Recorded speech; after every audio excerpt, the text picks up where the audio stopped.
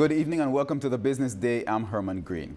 Lead broker for Fontana's initial public offering and the Chief Financial Officer at Scotia Investments, Dylan Koch, says even as Fontana Pharmacy launches its IPO, the company struggles with overcoming many challenges. Among them are high import fees.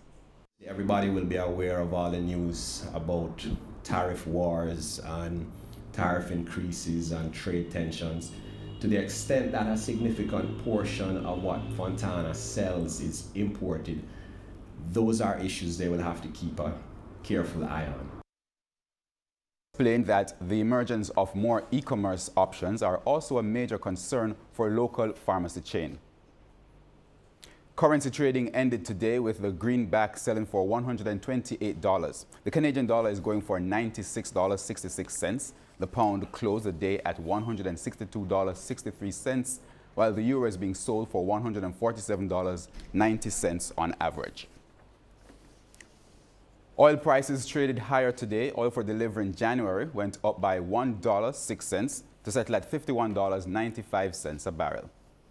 The JSE index closed the day. It lost 1,264 points, while the junior market index is down by 17 points. Among today's winners, Blue Power Group, Carib Cement, Express Catering, Fosrich, Jamaica Producers, Mayberry Investments, and Radio Jamaica. Now on the losing side were AMG Packaging and Paper, Barita Investments, Caribbean Producers, Everything Fresh, Grace Kennedy, Honeybun, Indies Pharma, and Jamaica Broilers. And that's the Business Day. I'm Herman Green. Good evening.